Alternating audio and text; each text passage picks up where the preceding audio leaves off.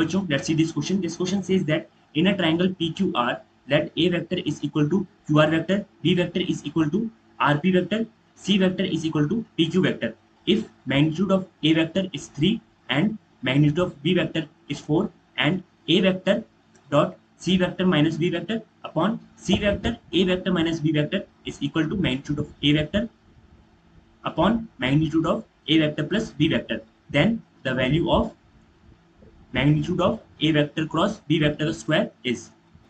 तो इस क्वेश्चन को सॉल्व करने के लिए हमें दो की कंसेप्ट पता होने चाहिए. सो लेट्स सपोज हमारे पास तीन वेक्टर है, एक है A वेक्टर और एक है B वेक्टर और एक है C वेक्टर. तो अगर ये वेक्टर साइक्लिक ऑर्डर फॉलो करते हैं तो इनका जो सम होता है वो कितना हो जाता है, 0. A vector plus B vector plus C vector हमारे पास कितना हो जाएगा, 0. ये होगा हमारा फर्स्ट की कंसेप्ट. सेकंड की कंसेप्ट जो हमें पता होना चाहिए कि हम वेक्टर के cross product co dot product की फॉर्म में कैसे लिख सकते हैं. सो A vector cross B vector का मैग्नीट्यूड का स्क्वायर हमारे पास किसके बराबर होता है, A वेक्टर का मैग्नीट्यूड का स्क्वायर B वेक्टर का मैग्नीट्यूड का square minus A vector dot B vector का होल स्क्वायर. तो हमें क्वेश्चन में एक ट्रायंगल दे रखा है PQR, हम इसे ड्रॉ कर लेते हैं. ओके, ये हमारा P हो जाएगा, ये Q और ये R. तो हमें A वेक्टर क्या, तो हमें A वेक्टर की डायरेक्शन किस तरफ दे रखी है, R की तरफ.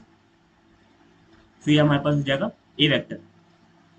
सिमिलरली RP वेक्टर की डायरेक्शन, सिमिलरली B वेक्टर की डायरेक्शन हमारे पास किस तरफ से है, R से P की तरफ.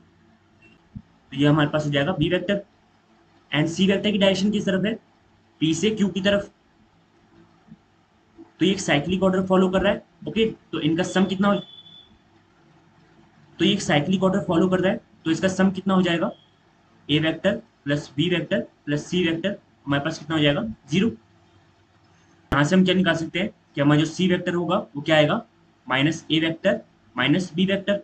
ओके, नाउ हमें क्वेश्चन में क्या दे रखा है, A vector dot C vector minus B vector upon C vector dot A vector minus B vector किसके बराबर है, magnitude of A vector upon magnitude of A vector plus magnitude of B vector.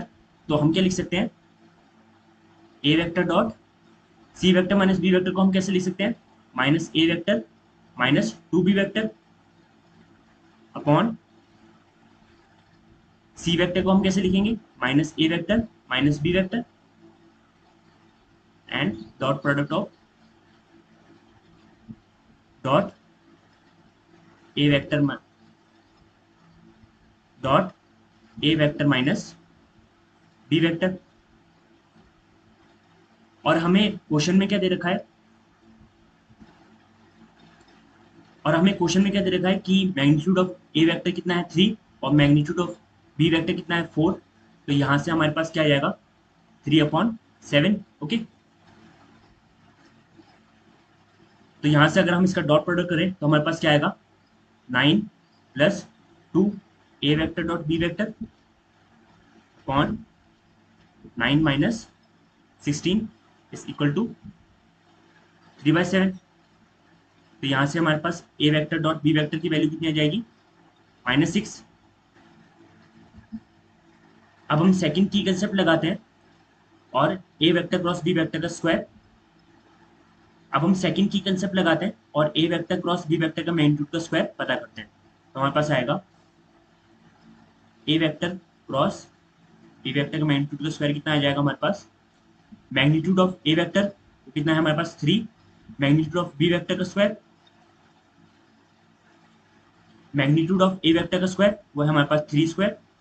Magnitude of B vector का square 4 square minus A vector dot B vector कितना है हमारे पास, A vector dot B vector कितना है हमारे पास, -6 इसका whole square.